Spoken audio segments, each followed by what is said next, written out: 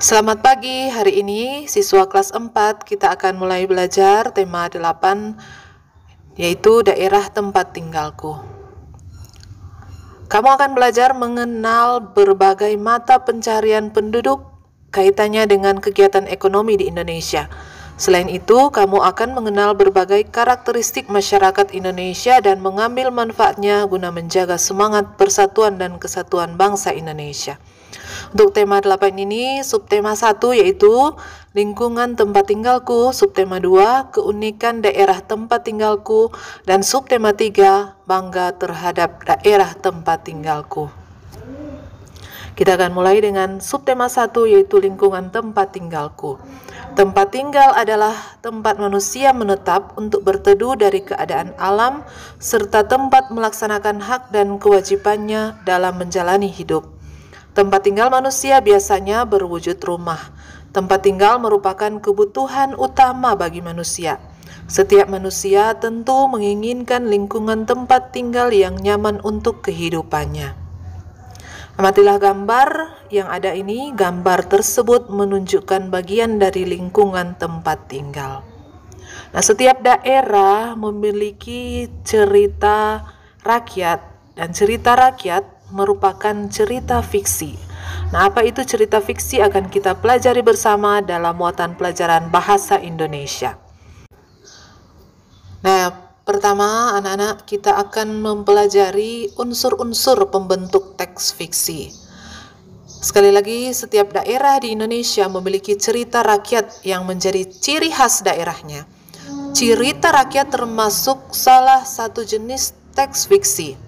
Apa itu teks fiksi? Teks fiksi adalah teks yang berisi rekaan atau hayalan yang tidak berdasarkan kenyataan. Berikut ini adalah unsur-unsur dari teks fiksi, yaitu yang pertama adalah tema. Tema adalah dasar cerita atau suatu yang menjadi pokok terbentuknya suatu cerita. Yang kedua adalah tokoh, yaitu pelaku cerita atau sesuatu yang mengalami peristiwa di dalam suatu cerita. Yang ketiga yaitu alur. Alur adalah rangkaian peristiwa atau kejadian yang terdapat dalam suatu cerita. Selanjutnya yaitu latar. Latar adalah keterangan yang menjelaskan keadaan dalam suatu cerita. Latar dalam teks fiksi terbagi menjadi 3, yaitu latar tempat, latar waktu, dan latar suasana. Dan yang terakhir adalah amanat. Amanat yaitu pesan yang terkandung dalam sebuah cerita.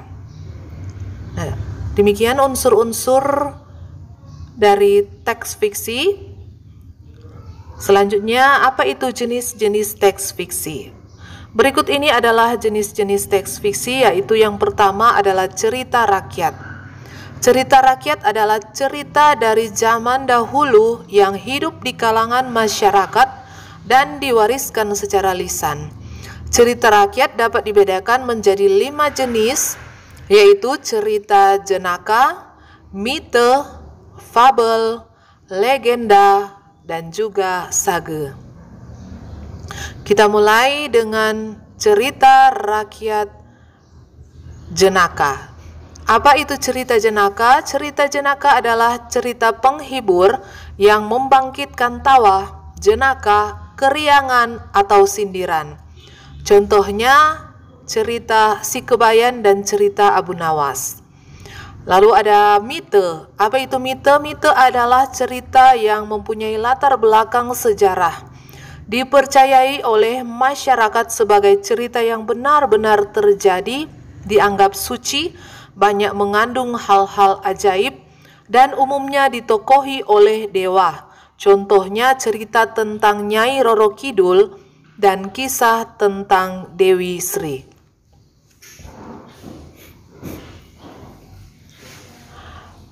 Kemudian fabel. Fabel adalah cerita yang menggambarkan watak manusia yang tokohnya diperankan oleh hewan. Contohnya cerita Kancil dan Buaya dan cerita Lomba Lari Kelinci dan Siput. Nah, ini biasanya yang digemari oleh anak-anak. Lalu ada legenda. Legenda adalah cerita rakyat pada zaman dahulu yang ada hubungannya dengan peristiwa sejarah. Contohnya, cerita terjadinya Rawapening dan cerita asal-usul nama Banyuwangi.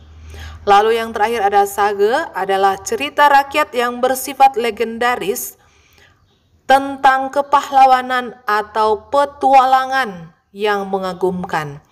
Contohnya yaitu cerita Tutur Tinular dan cerita Jaka Tingkir. Kemudian cerita fiksi lainnya yaitu cerpen. Cerpen adalah cerita pendek yang berisi cerita tokoh pada suatu kejadian. Dan cerita fiksi lainnya yaitu berupa novel. Novel adalah cerita rekaan yang berisi rangkaian peristiwa kehidupan seseorang beserta orang-orang yang berada di sekelilingnya. Jadi biasanya kalau cerpen hanya pendek ceritanya, kalau novel lebih panjang atau bisa saja menjadi suatu buku. Nah, selanjutnya unsur-unsur dari cerita fiksi yaitu amanat. Nah, setiap cerita atau teks fiksi memiliki amanat. Amanat merupakan pesan yang terkandung dalam suatu cerita. Amanat dapat dipahami setelah kita harus membaca dulu secara keseluruhan isi teks. Dalam teks terdapat tokoh-tokoh yang berperan di dalamnya. Tokoh-tokoh yang tersebut memiliki watak yang berbeda-beda. Ada tokoh yang berwatak positif, ada juga tokoh yang berwatak negatif. Nah, contoh watak positif yaitu diantaranya adalah penyayang, rendah hati, suka menolong, jujur, dan sebagainya. Sementara itu contoh watak negatif yaitu sombong, kikir, pembohong, pemarah, dan lain sebagainya. Nah, kalian nanti bisa membaca cerita ini contoh cerita fiksi. Nah, pelaku cerita atau tokoh dalam cerita tersebut adalah Rubah dan Ayam. Tokoh Rubah berwatak negatif atau tidak baik, yaitu Rubah mencuri telur-telur ayam secara sembunyi-sembunyi. Nah, amanat dalam cerita tersebut adalah janganlah kamu mengambil barang milik orang lain tanpa izin. Nah, itu contoh amanat yang ada dalam cerita Rubah dan Ayam. Selanjutnya, menjelaskan tokoh utama dalam teks fiksi. Tokoh merupakan salah satu hal penting dalam sebuah teks fiksi. Dalam sebuah teks fiksi bisa terdapat satu tokoh, tapi bisa juga beberapa tokoh. Setiap tokoh memiliki peran atau fungsinya masing-masing dalam suatu cerita.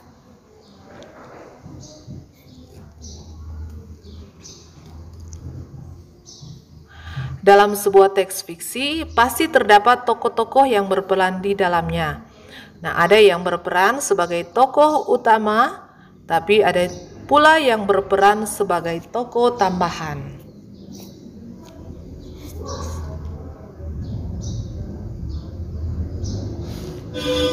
Tokoh utama adalah tokoh yang menjadi pelaku utama dan tokoh yang mengalami semua peristiwa dalam cerita. Sedangkan tokoh tambahan adalah tokoh yang hadir sebagai tokoh pendukung dari tokoh utama. Kamu nantinya dapat menentukan peran tokoh dalam suatu cerita dengan membaca cerita secara keseluruhan.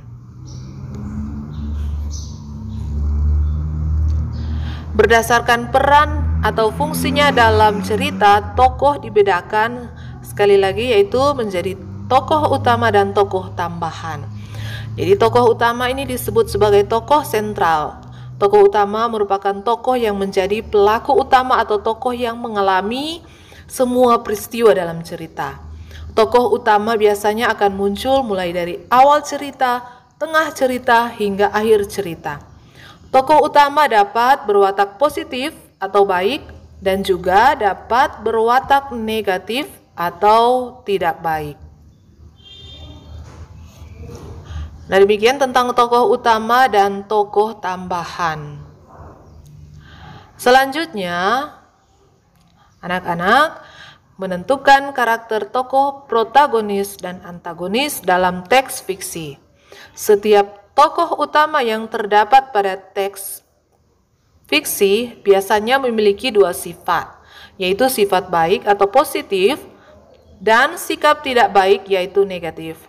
Tokoh yang memiliki sifat baik disebut tokoh protagonis, sedangkan tokoh yang memiliki sifat tidak baik disebut tokoh antagonis. Nah, demikian materi hari ini. Semangat belajar, anak-anak pasti bisa.